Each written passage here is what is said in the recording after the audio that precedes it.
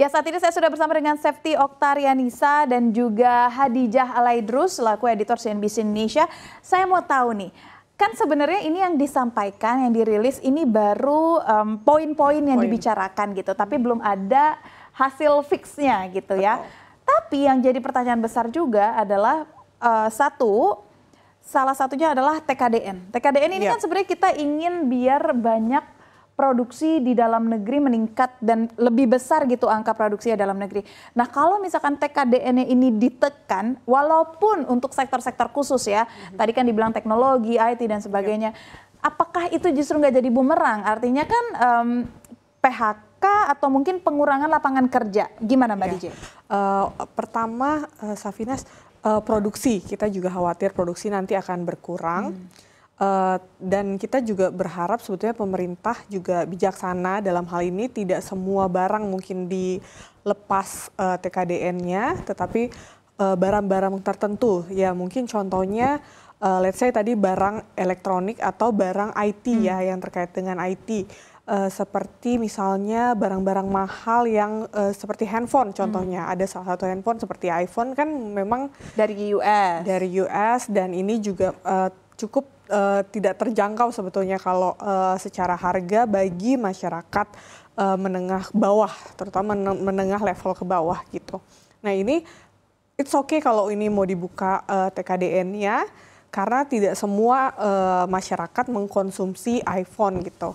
Nah ini masih aman, tapi untuk TKDN yang lain, barang-barang produksi yang lain kita berharap sih tidak terlalu jauh ya, atau diturunkan gitu rasionya atau persentasenya seperti itu, karena ini efeknya nanti produktivitas kita turun, produksinya turun, terus juga lapangan kerja otomatis berkurang, neraca perdagangan kita bisa mungkin berbalik lagi menjadi defisit, kan kita tidak ingin seperti itu ya, dan kita juga tidak ingin sebenarnya ada PHK lagi. Iya, karena khawatirnya sudah dampak Trump akan membuat PHK, dengan adanya spesifik TKDN ini justru malah membuka peluang PHK lebih besar. Betul. Sebelum membahas lebih rinci poin per poin, saya justru mau tahu juga perspektif dari Mbak Sefty. Kita melakukan negosiasi dan Indonesia bukan satu-satunya negara yang melakukan negosiasi. Ada Jepang yang sudah melakukan negosiasi dan mereka sekarang sedang berembuk untuk melakukan negosiasi kedua. Seberapa kuat Indonesia di posisi negosiasi ini gitu, apalagi dengan poin-poin yang memang sudah kita ketahui ditawarkan?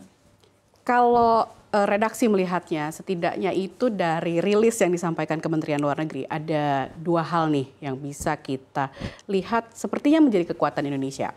Pertama itu rare earth. Ada izin lah dari pemerintah Indonesia untuk mendatangkan investasi AS ke sini. Boleh AS berinvestasi rare earth ke sini. Kita tahu rare earth itu sangat dicari Donald Trump. 60% rare earth itu kan produksinya dikuasai sama Cina. 70% dikuasai penyulingannya juga oleh Cina.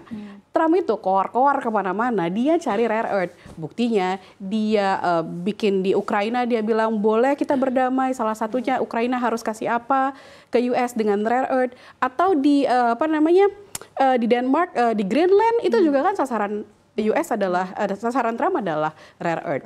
Jadi mungkin rare earth ini sebenarnya senjata yang digunakan Indonesia untuk bernegosiasi dengan Trump. Lalu yang kedua, Laut Cina Selatan. Tapi tidak terlalu di-mention terkait hal ini. Ini kan sebenarnya baru bertemu dengan Rubio ya. Nanti kan juga akan ketemu dengan USTR kan, Menteri Perdagangannya juga akan bertemu kan. Ada Pak Erlangga di sana, ada Bu Sri Mulyani dan juga ada Pak Sugiono. Mungkin nanti kita akan lihat setelah ini, setelah bertemu dengan Rubio, apa nih nanti follow up-nya.